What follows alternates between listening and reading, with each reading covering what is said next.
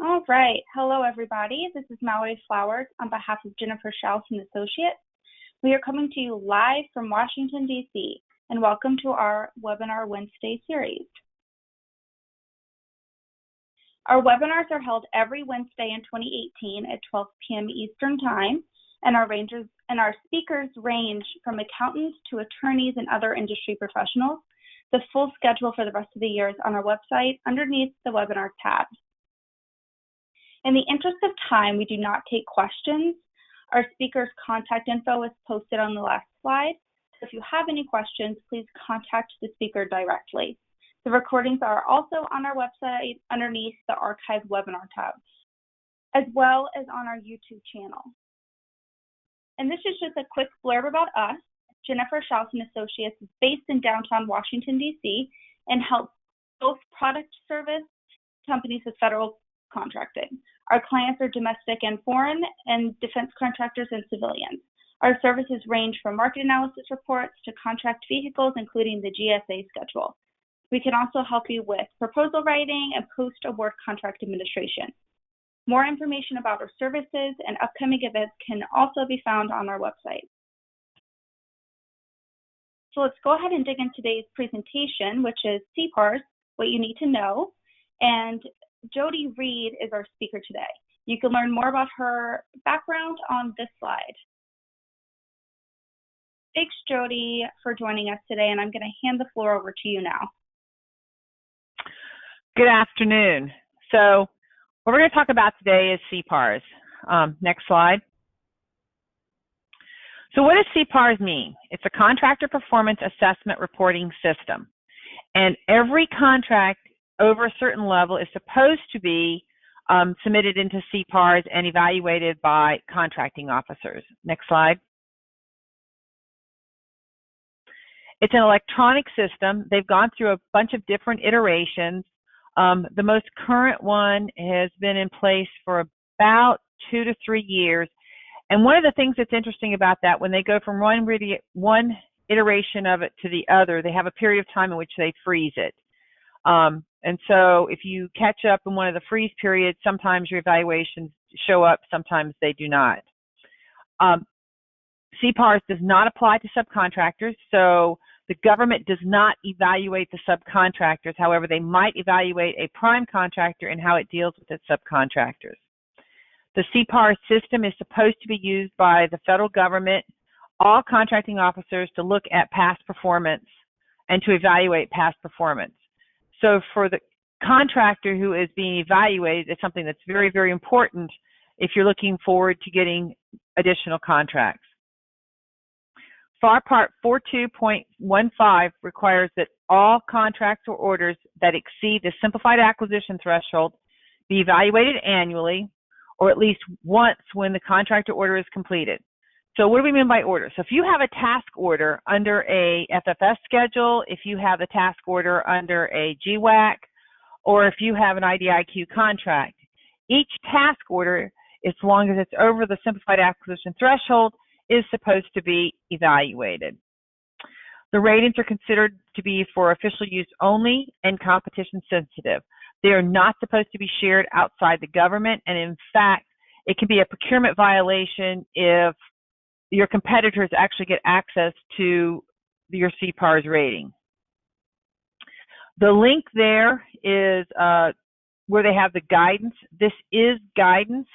It is not statute or law, and as such, it needs to be followed as guidance and not as statutes. The latest version of that is dated August 2017.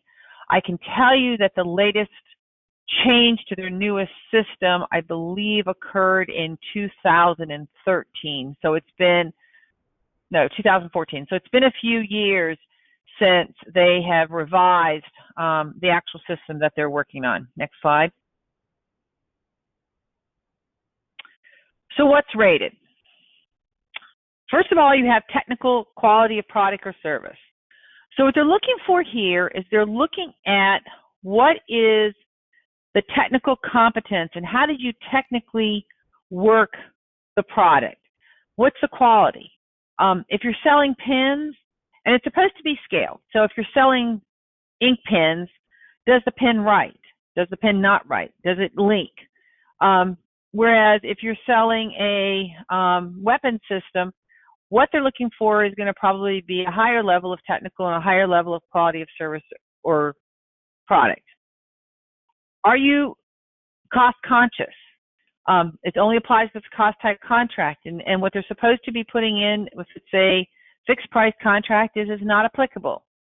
This is not a place where the contracting officer gets to complain about the fact that they think that your fixed price contract was too expensive. It is a place where they get a comment on your cost type contract, and keeping in mind time and material contracts are considered cost type contracts. Have you kept up with the budget that was submitted? Have you exceeded it? Have you gone over it? And this is really important if you've gone over budget or you've gone over what the contract values are and you don't have a good reason for it, which we'll talk about later, or if you have a good reason, and they're supposed to take that into context. Schedule and timeliness. Now, this is one of the interesting things, is that you can actually be downgraded for being ahead of schedule.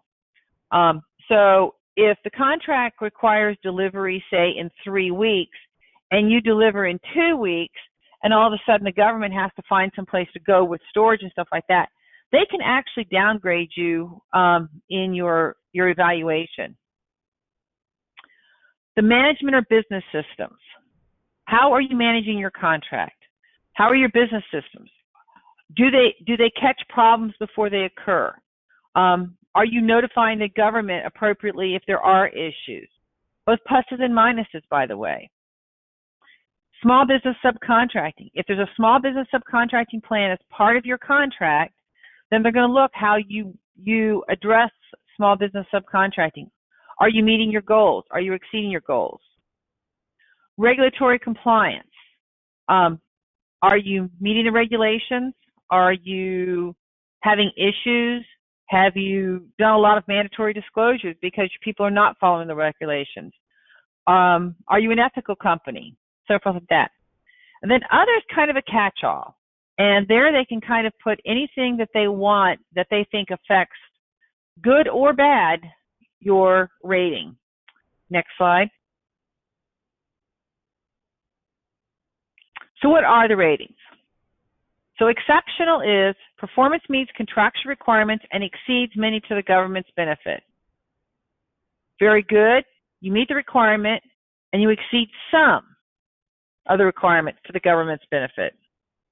Satisfactory, performance meets contractual requirements.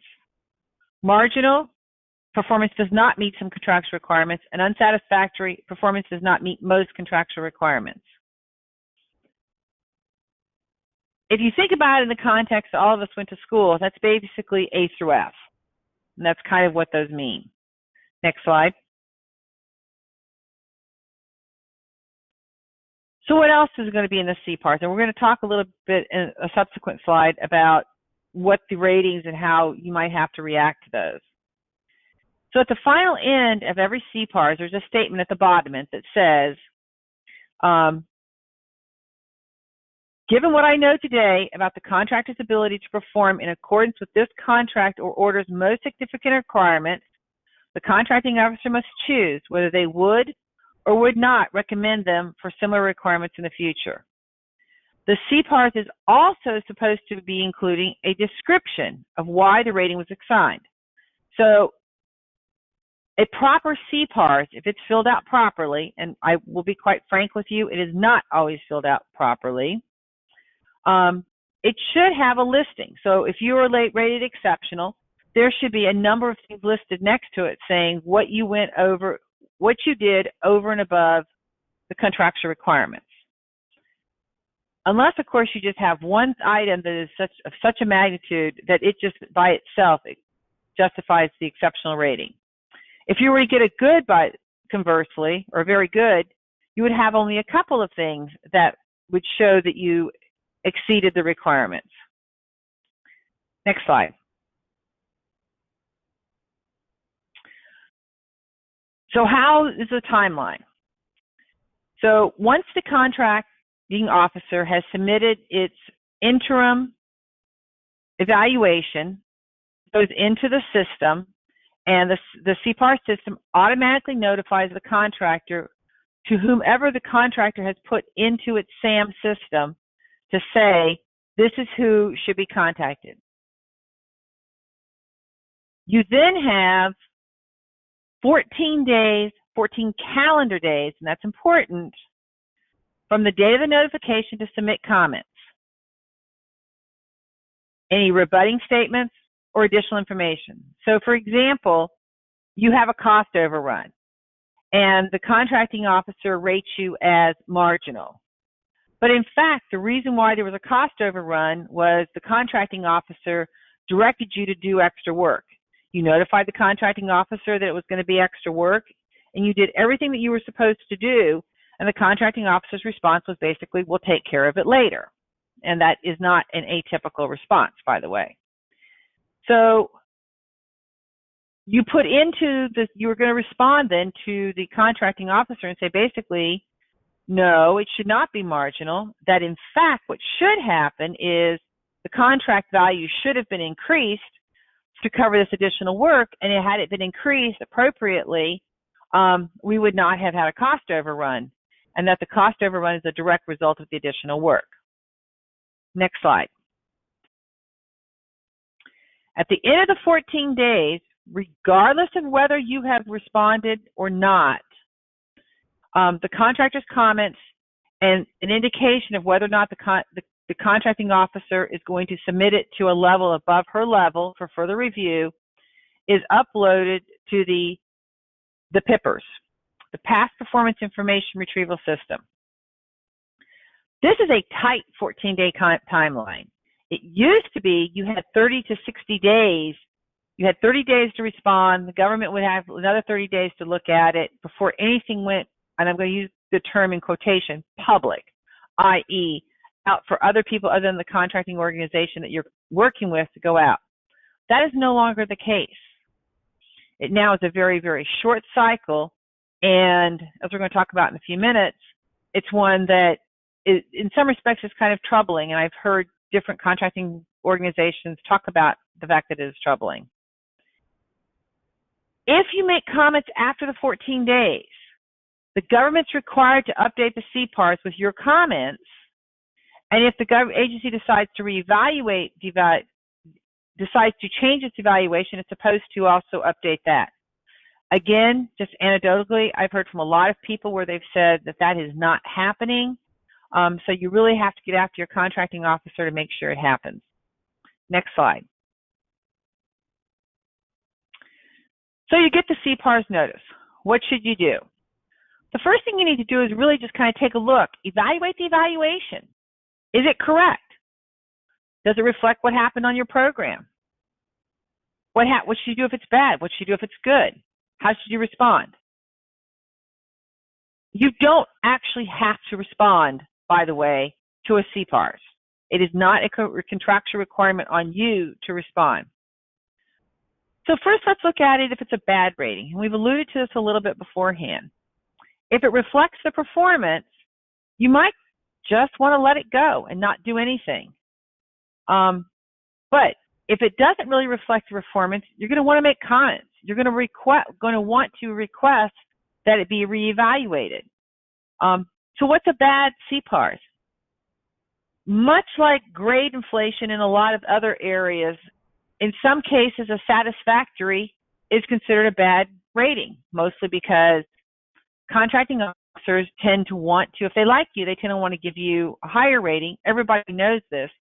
So the true satisfactory, sometimes people consider that bad. If all you're doing is delivering widgets, more likely than not, that kind of place satisfactory is fine.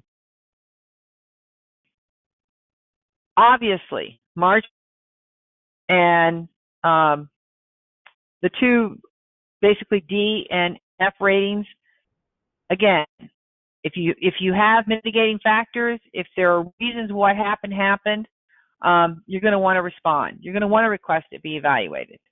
But again, if it does really reflect what happens, you have nothing that you can say that was a mitigating factor or anything else. And by the way, whining to the contracting officer you don't like the evaluation is not a mitigating factor.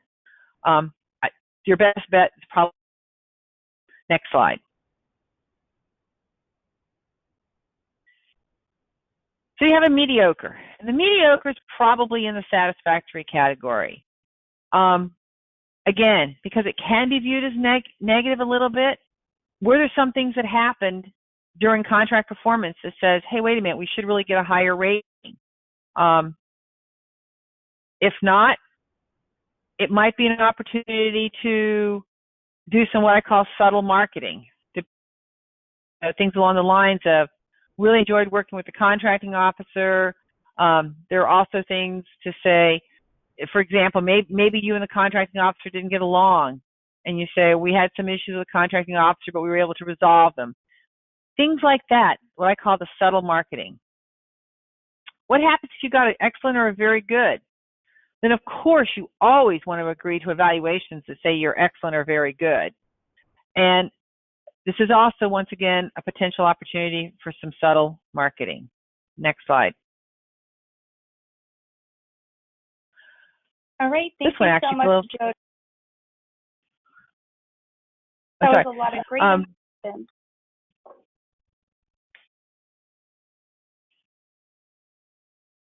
So, when you get CPARS, in summary, you want to look at, is it a good one? Is it a bad one? Is it one that I should respond to? Is it something I shouldn't respond to? I will also tell you that if you get the bad CPARS and you think it's unfair, one of the first things you have to do is you have to get over the fact that you think it's unfair. And my advice to when I talk to clients generally is, write out your response, get out all the bad words that you want to do, put it in a Word document, save it, and stick it off to the side and get all your anger at the evaluation out of the way up front, because it's going to be a very strong reaction that you're going to have there.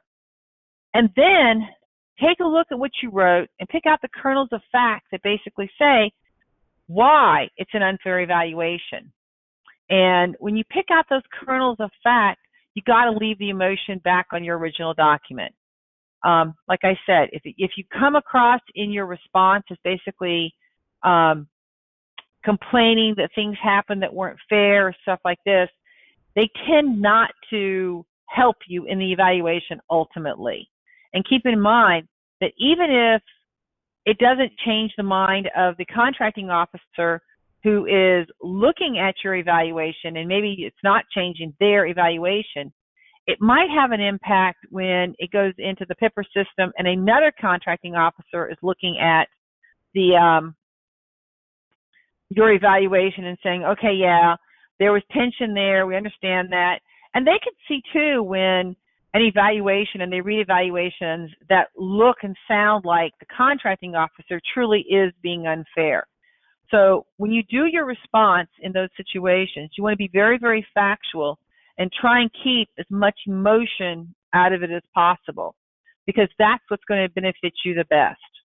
And then on that note, I am done. Thank you. Yeah, thank you so much, Jody. Again, that was a lot of great information. And thank you for sharing your time with us today. And thank you for everybody who joined us. If you have any questions for Jody, please contact her directly with the contact information you see on your screen. And next week, we are covering contracted compliances. So please join us next week. And this concludes our webinar. Thank you.